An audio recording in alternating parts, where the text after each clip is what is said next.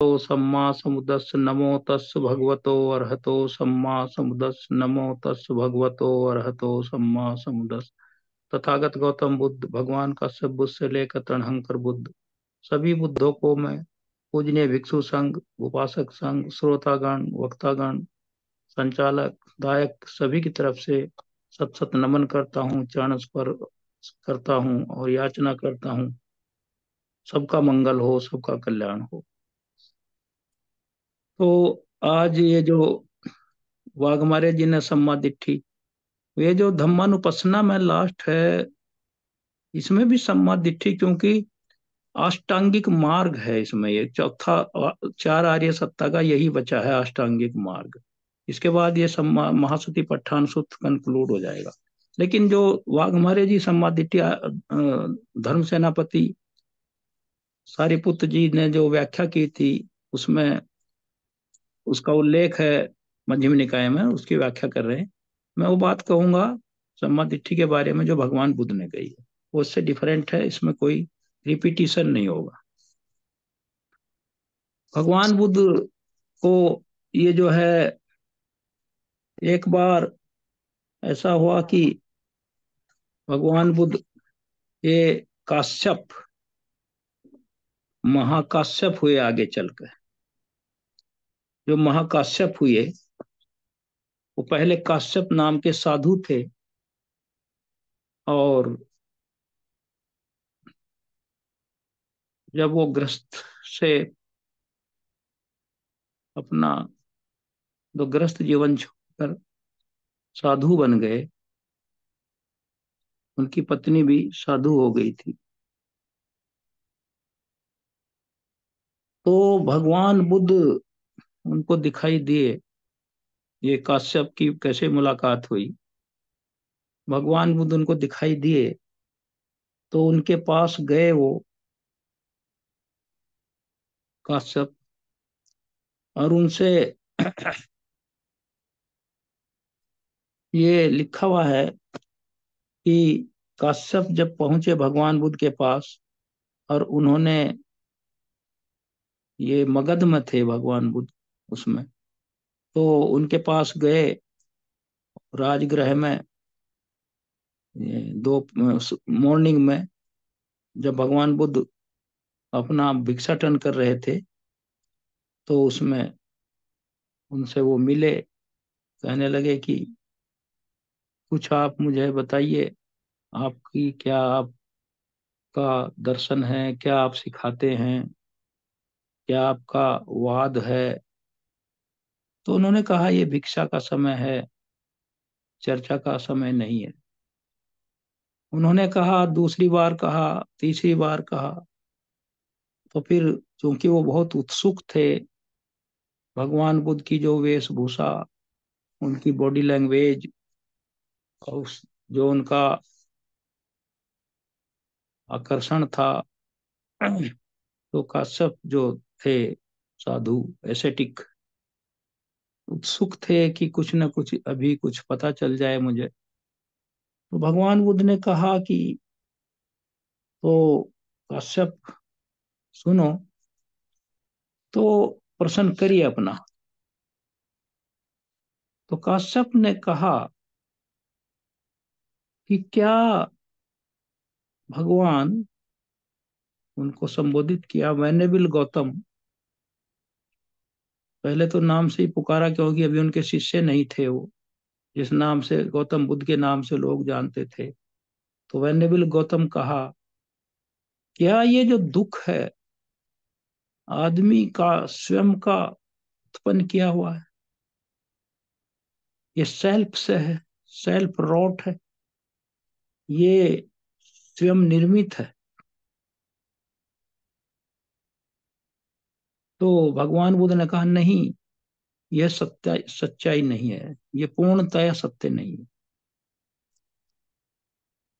फिर उन्होंने कहा, फिर काश्यप कहते हैं, क्या ये दुख दूसरों के द्वारा हमें मिलता है, जो हम दुख भोगते हैं संसार में।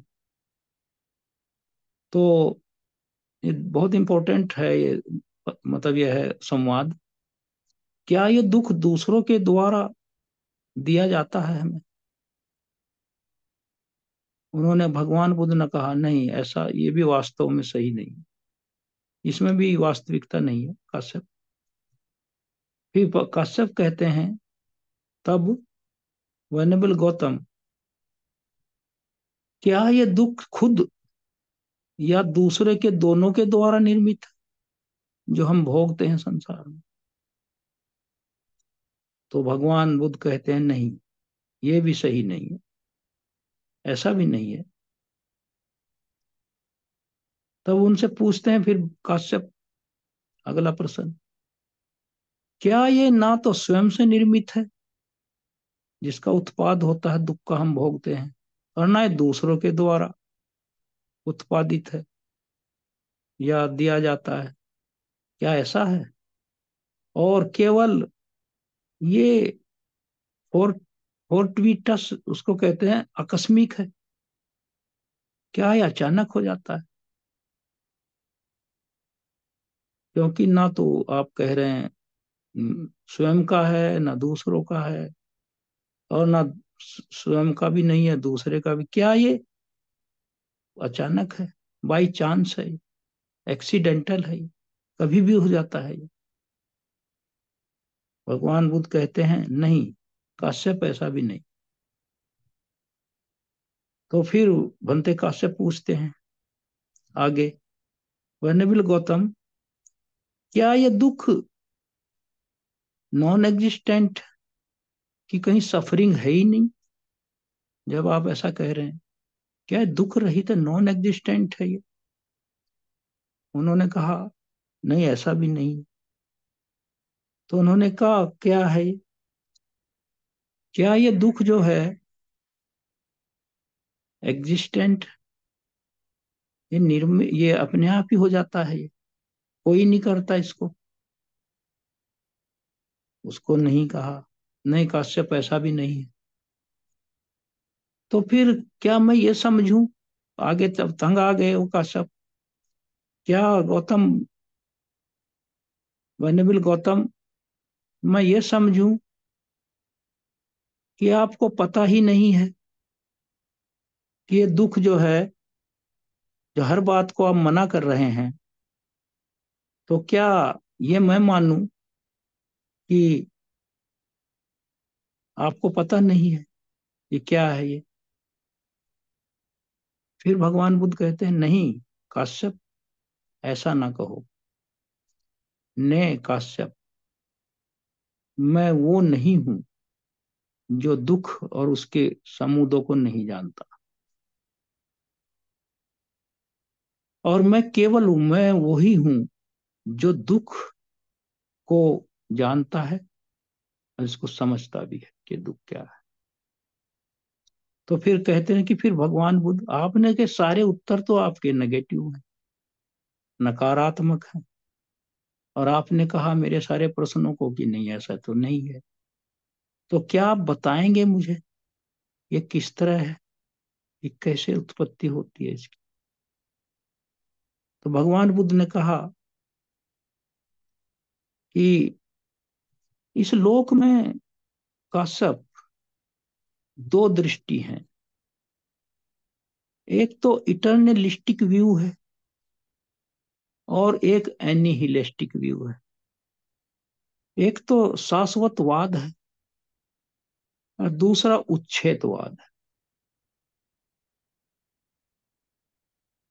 दूसरे शब्दों में, एक तो नास्तिकता है और दूसरी आस्तिकता है, या अस्तित्व पहले कह लो, नास्तिकता है, दो ये दृष्टियां हैं काश्यप, और इन दोनों में ये लोग फंसा हुआ है। तो फिर इन दोनों ने कहा that, to say that one produces and other experiences, अगर कोई कहे कि ये दुख आदमी का स्वयं का किया हुआ है, सेल्फ जनरेटेड है, तो ये इस बात को बढ़ावा देगा कि कहीं सेल्फ है, तो ये शाश्वतवाद का पोषक है।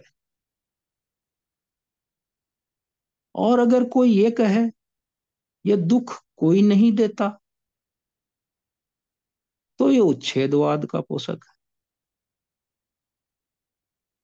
एनिहिलेशनिज्म है ये। तो उन्होंने फिर आगे कहा, तो फिर और मैं जो हूं तथागत जो है, वो दोनों अतियों को स्वीकारते नहीं है, और उनका एक मध्यम मार्ग है। दोनों अतियों को वो रिजेक्ट करते हैं, और तथागत का जो है एक मध्यम मार्ग। तो उसने फिर काश्यप साधु ने पूछा, वो मध्यम मार्ग क्या है भगवान, वही बता दी। फिर भगवान बुद्ध कहते हैं, काश्यप ध्यान से सुनो और समझो और इसे मन में बिठा लो। अविद्या से संस्कार उत्पन्न होते हैं, और संस्कार से विज्ञान या रिबर्थ, प्रतिसंधि कह लो, वो उत्पन्न होती है। और विज्ञान से नाम रूप उत्पन्न होते हैं, जो उषा जी ने समझाया भी, वाघमारे जी भी उस पर बोल रहे थे, उषा जी ने जो बताया। और नाम रूप से फिर वो पैदा होते हैं, उसे फिर षडायतन या सिक्स फैकल्टी, आयतन, छह आयतन, आयतन माने सेंस ऑर्गन, वो षडायतन पैदा होते हैं, जिनमें 5 तो फिजिकल हैं, और छठा जो माइंड है वो है कॉन्शियसनेस। और फिर इन षडायतन से उत्पन्न होता है फर्स्ट, वाघमारे जी बता रहे, कॉन्टेक्ट, वो था। और फिर इससे पैदा होती है वेदना, जो फीलिंग है। क्योंकि किसी भी वस्तु को देखने से जब चक्षु और रूप, इन दोनों के समागम से चक्षु विज्ञान पैदा होता है, और फिर इन तीनों के कन्फ्लुएंस से फिर स्पर्श पैदा होता है, चक्षु स्पर्श पैदा होता है। फिर चक्षु स्पर्श से वेदना पैदा होती है, स्पर्श से वेदना पैदा होती है। तो स्पर्श से दो ही प्रकार की वेदना उत्पन्न होती है, जो पथोजन है उनको। या तो उसे वो अच्छी लगती है, आकर्षक लगता है, या उसे अनाकर्षक लगता है, उसे उसको अच्छा नहीं लगता। और अगर अच्छा लगता है तो वहां तृष्णा का जन्म हो जाता है, और अगर अच्छा नहीं लगता तो वहां द्वेष का जन्म हो जाता है। तो फिर जो उन्होंने कहा कि ये बीच में मैंने डिफाइन कर दिया। फिर उन्होंने कहा स्पर्श से वेदना होती है, जो बुद्ध कह रहे हैं, और वेदना से तृष्णा, आप जानते हैं 12 कड़ियां। फिर उपादान, उपादान से भव, और भव से जाति जरा मरण, जितना वो है ये सब। और इस प्रकार ये सारा होल मास ऑफ सफरिंग, जितना समूह है दुखों का, ये उत्पन्न हो जाता है। Whole mass of suffering arise, ये होता है। फिर उन्होंने इसका रिवर्स किया भगवान बुद्ध ने, कि तृष्णा के उच्छेद से संस्कारों का उच्छेद होता है, फिर विज्ञान का होता है, नाम रूप का होता है, षडायतन का होता है, स्पर्श का होता है, वेदना का होता है, और तृष्णा का होता है, फिर उपादान का होता है, जाति भव का निरोध हो जाता है, फिर वो खत्म हो जाता है सारा। दस दस होल, दस द क्या, thus the whole mass of suffering cease. तब ये त्रस, जितना दुख का समूह है, और दुख का समूह क्या है, ये पंच उपादान स्कंधी दुख है। जब पंच उपादान स्कंधों की जो अगली योनि में प्रतिसंधि ना हो, तभी इस समूह का अंत होता है। जब तक प्रतिसंधि होती रहेगी, ये तो है कि कोई अच्छे कर्म कर रहा है, अच्छी योनि पा रहा है, लेकिन पंच उपादान स्कंध तो दुख है, दुख तो रहेगा, दुख का समूह तो रहेगा। तो ये जो 12 कड़ियों के जो उच्छेद से, किसका उच्छेद होता है? इन पंच उपादान स्कंध का ही उच्छेद होता है। क्योंकि भगवान बुद्ध ने कहा, ये कि इस लाइन में जितना भी इसको समझो और कहो, उतना ही कितना समुद्र है इस लाइन में जो मैं कहने जा रहा हूं, और मैं कई बार इसे कह भी चुका हूं। किसी वस्तु के उत्पन्न होने से, वस्तु मीन्स यहाँ जैविक ही है, कोई पेड़ पौधे नहीं, अराइजिंग ऑफ एनीथिंग जिसे कहते हैं, उत्पन्न होने से केवल दुख ही उत्पन्न होता है, और उसके निरोध से केवल दुख का ही निरोध होता है। बहुत गहरा अर्थ है इसका। दुख ही उत्पन्न होता है। बच्चा पैदा हुआ, पंच उपादान स्कंध, तो दुख ही तो है। और कन्वेंशनल भाषा में भगवान बुद्ध ने लोक को निराश नहीं किया। ये लोक तो चलेगा, उनका खुद भी एक बेटा था, वो ना तो आशावादी थे, ना निराशावादी थे, वो यथार्थवादी थे।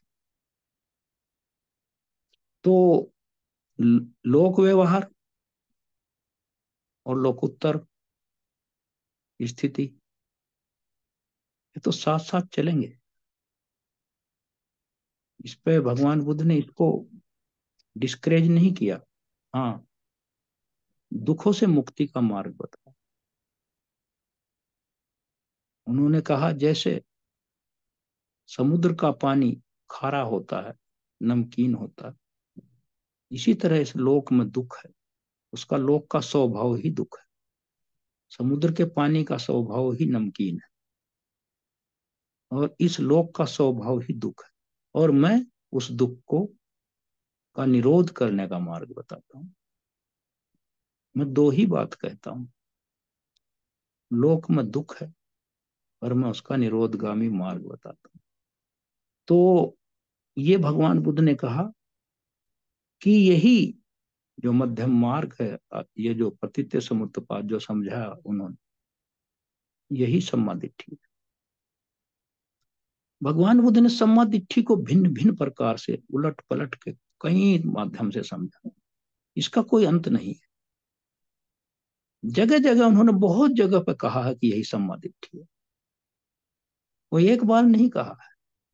तो इस प्रकार वो जो काश्यप साधु था, उनसे सहमत हुए और उनकी चरण वंदना की, और उससे अंजलिबद्ध याचना करी, आज से मुझे आप अपना शरणागत भिक्षु समझें। तो वो प्रव्रजित हुआ, फिर वही चल के आगे अरहत हो गया, और फिर वही महाकाश्यप कहलाया, जो तीसरा था सारिपुत्र और उनके बाद। यही सम्मा दिट्ठी है। अच्छा, सम्मा दिट्ठी का कोई वो नहीं होता, कितनी प्रकार से होती है, एक लाइन में कह देता है कोई। अब दूसरा दृष्टांत आप सबको पता है, जब उपतिश और कोलित, उपतिश जो आगे चल के सारिपुत्र हुए, उनका जो नामकरण हुआ संघ में, वो वैन्य बिलसादी पुत्र हुआ। और जो कोलित थे, फिर उनका मोगलाइन हुआ। तो संजय के साथी थे, आपको पता, संजय के शिष्य थे, साधु था। और लेकिन उनको पता था कि हम संतुष्ट नहीं हैं यहाँ, वो सही मार्ग की तलाश में थे। तो जब उनको एक दिन उपदेश से भी टहल रहे थे, तो जो सबसे जूनियर थे पांच पंचवर्गीय भिक्षुओं में, जो ऋषिपत्तन मृगदाय में पंचवर्गीय भिक्षु अर्हत हुए थे, उनमें सबसे जूनियर लास्ट में जो अर्हत हुए थे वो असजी या असुजित, वो भी वहां भिक्षाटन कर रहे थे। तो सारीपुत्र जी ने देखा कि ये भिक्षु का जो बॉडी लैंग्वेज है और इसका जो आचरण है, डिपोर्टमेंट, कुल इसकी जो शैली है वो डिफरेंट है, भिन्न है। ये कौन है, किसका शिष्य है, इसका गुरु कौन है, जानना चाहिए। लेकिन उन्होंने सोचा अभी तो ये भिक्षा मांग रहे हैं, अभी तो ठीक नहीं है। फिर वो जब चले गए उधर भिक्षा मांगते हुए, फिर वहां उन्होंने वहीं इनके साथ चला गए सारी पुत्र वो उक्ति से।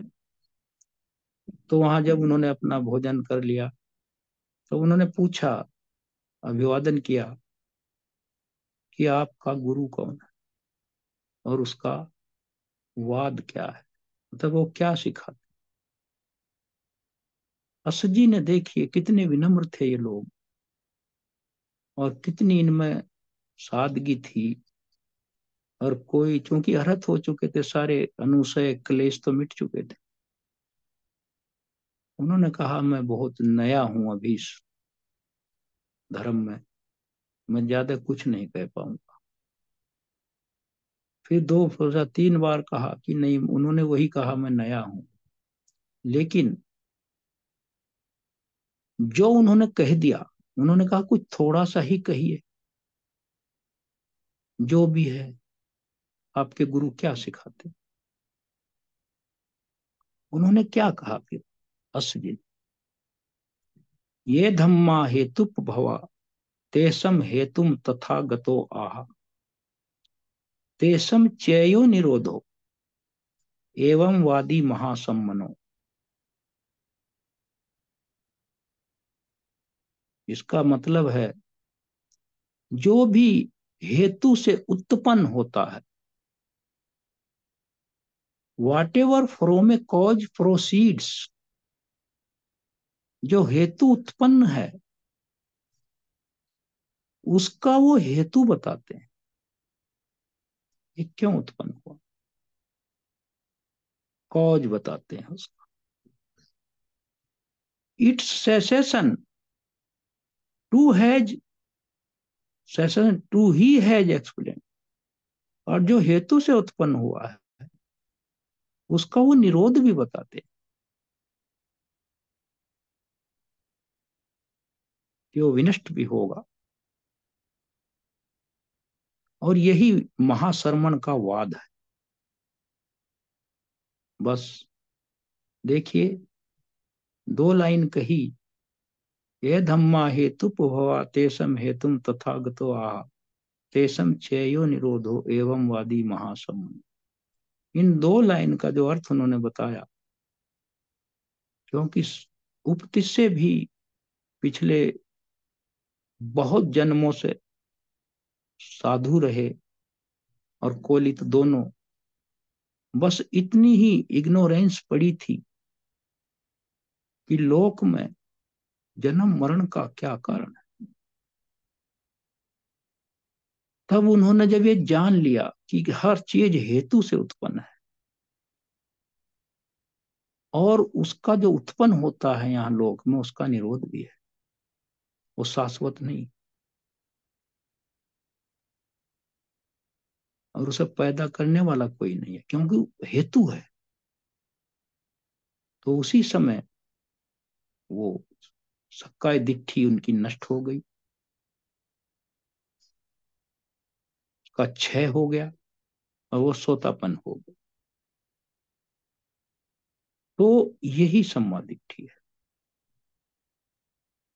आसरो का क्षय, अविद्या का क्षय ही सम्मा दिट्ठी।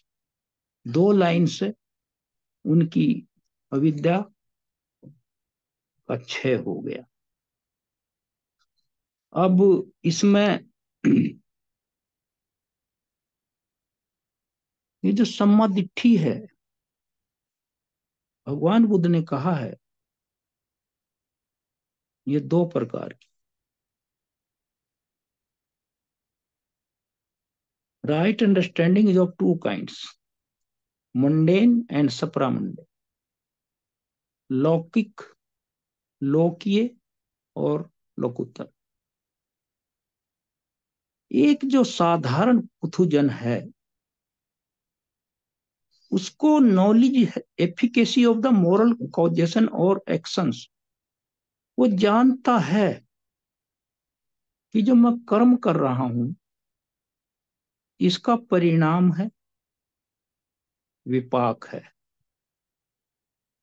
ये परिणाम और विपाक रहित नहीं है, it is fraught with the result and it is counter productive, इसका कुछ फल मिलेगा। तो ये उसको जानता है ये लोक में, क्योंकि वो चार आर्य सत्य को जान लेता है, उसका थोड़ा थोड़ा सुन लेता है वो, जो भगवान बुद्ध बताते हैं। तो वो उतना तो जानने लगता है वो, जैसे हम किसी को भी कहें चाहे वो बुद्ध का शिष्य भी ना हो, वही जानते हैं कर्मों का फल है, सभी कहते हैं, इसे तो कॉमन पार्लेंस है, जैसा करेगा वैसा भरेगा। लेकिन वो for the sake of saying he कहता है, वो कहने के लिए ही कहता है, इसके पीछे उसका इनलाइटनमेंट नहीं, उसका लोक का आवागमन, कोई मर रहा, कोई जन्म ले रहा है, और कोई किस तरह दुखी है, किस तरह कोई दुख भोग रहा है, कोई सुख भोग रहा है, वो देख रहा है उसको, तो उसके आधार पर वो कहता है, क्योंकि वो देख रहा है सब ये लोक में क्या घटित हो रहा है। तो वो पुथुजन है, और वो कोई कोई स्टेज जो है एनलाइटनमेंट की उसने अभी अचीव नहीं करी, हालांकि वो अच्छा व्यक्ति है, वो बुरे कर्मों से बचता है, तभी तो जानता है कि बुरे कर्मों का बुरा, अच्छे कर्मों का अच्छा, लेकिन एनलाइटनमेंट नहीं है, प्रज्ञा नहीं। तो एक तो ये समाधिठी है, क्योंकि कंपेरेटिवली उन लोगों के जो चोर हैं, डकैत हैं, व्यभिचारी हैं, प्रेफरेंशियल ऑर्डर में तो ये बेटर ही है। सम्मादिट्ठी इसको भगवान बुद्ध ने कहा है, कन्वेंशनल, लोकीय इतना भी अच्छा है कि आदमी उससे रजिस्ट करे, डिजिस्ट करे और उस मार्ग पर ना जाए। तो लेकिन जिस वक्त उसको उसकी सक्काय दिट्ठी नष्ट हो जाएगी, जो इन पंच उपादान स्कंधों में कोई सारभूत आत्मा नहीं है,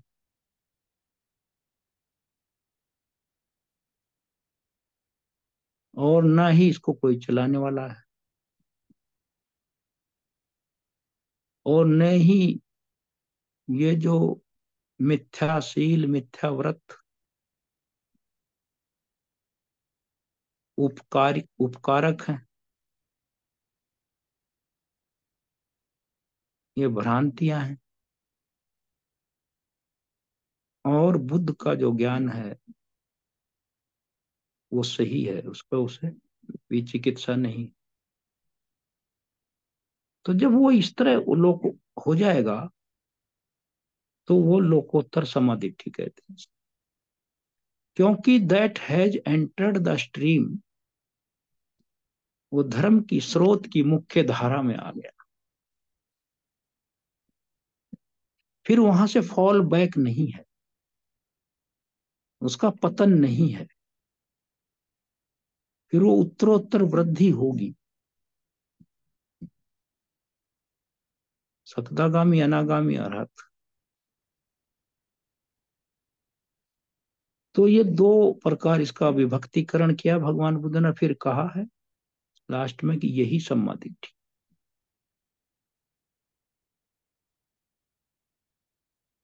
तो इस तरह वो समझाया भगवान बुद्ध ने कि फिर आगे जो उन्होंने कहा कि ये जो सम्मा दिट्ठी के अभाव में जो व्यक्ति है वो अपने आप को, इस लोक के स्वभाव को एज इट इज नहीं समझता, जैसा उसका वास्तविक स्वरूप, और उसका ये गलत दृष्टिकोण है, और वो दुख में पड़ा रहता है। और दूसरा, उसका ये भी सोचना है कि ये दुख तो है, कोई व्याभिचारी अगर पकड़ा जाए ऑन द स्पॉट, भगवान बुद्ध ने कहा कि अंधा क्यों है व्यक्ति, अगर वो पिटे और उसकी सार्वजनिक प्रोसेशन भी निकाल दिया जाए, मुंह काला करके या कुछ भी करके, पकड़ा तो जाएगा ही एक न एक दिन, किसी चीज का अंत है। तो भी वो व्याभिचारी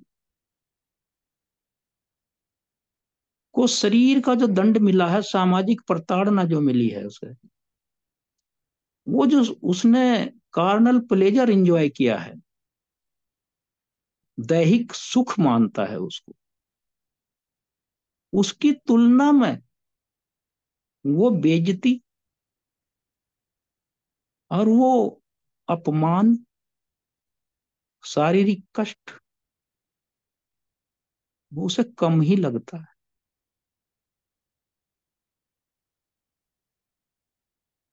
वो ये सोचता है, भगवान बुद्ध ने कहा, दे लव प्लेजर, उस आनंद में वो इतने लीन है, इमेजिन, और ये भी कल्पना करता है कि ये जो है, जो आनंद है, ये जो काम भोग का आनंद है, वही उसकी सिक्योरिटी है, क्योंकि शरीर बना ही उसी के लिए। अगर मैं शरीर को काम भोग में नहीं लगाऊंगा तो इसकी जो इंद्रियां हैं उनका यूज नहीं होगा, और मेरा जीवन तो रूखा सूखा निरर्थक हो। तो इसलिए वो सोचता है कि कभी ना कभी तो ठीक हो ही जाएगा। ऐसा नहीं है, लेकिन ऐसा नहीं होता, वो उत्तरोत्तर दलदल में ही चला जाता, और वो दूसरों को भी उंगली उठाता है जो सही लोग हैं। परिवार के लोग उसे मान लिया समझावें तो उन्हीं को उल्टा समझता है, इन्हें कुछ पता नहीं, बेवकूफ है ये। तो ये भगवान बुद्ध ने कहा है कि उसका ये निष्फल भ्रामक है, भ्रम है, ये धोखा है, ये उसकी मिथ्या कल्पनाएं हैं ये, और मिथ्या प्रयास है ये। और ये जो रिस्क है, जो ढका हुआ मास्क्ड है, वो नहीं जानता कि आज तो इतना ही दंड मिला, आगे हत्या भी हो सकती, वो नहीं जानता। तो ये सच्चाई है इस लोक की, और जो इसको जान लेता है, भगवान बुद्ध ने फिर कहा, this unsatisfactory nature of the world, this picture of pain is clear to all who have eyes to see and mind to understand. जो समझते हैं उसको समझ रहे हैं, ये सब अनसेटिस्फैक्ट्री है, ये दुखद। यही सम्मादिट्ठी है जो उसकी क्लियर पिक्चर सामने लाती है। क्या है जिसे हम जीवन कहते हैं अपनी आंखों के सामने, और इसका जो रियलिस्टिक व्यू है, योनिसो मनसिकार, वो तो ये है कि ये नाम रूप का एक पुंज है और इसमें दुख ही है। यही सम्मादिट्ठी है, भगवान बुद्ध ने कहा। तो 5 बज गए हैं, आज इतना ही रखेंगे। फिर भगवान बुद्ध के और जो मैंने सेलेक्ट किए हैं आगे मैं बताऊंगा अगली कड़ी में। आप सब ने लोगों ने ध्यान से सुना और मुझे आशा है कि सब कुछ समझ में भी आया होगा,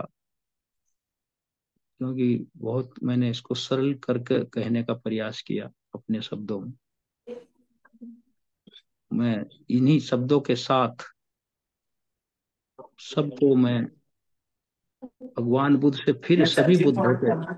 सभी बुद्धों से मैं याचना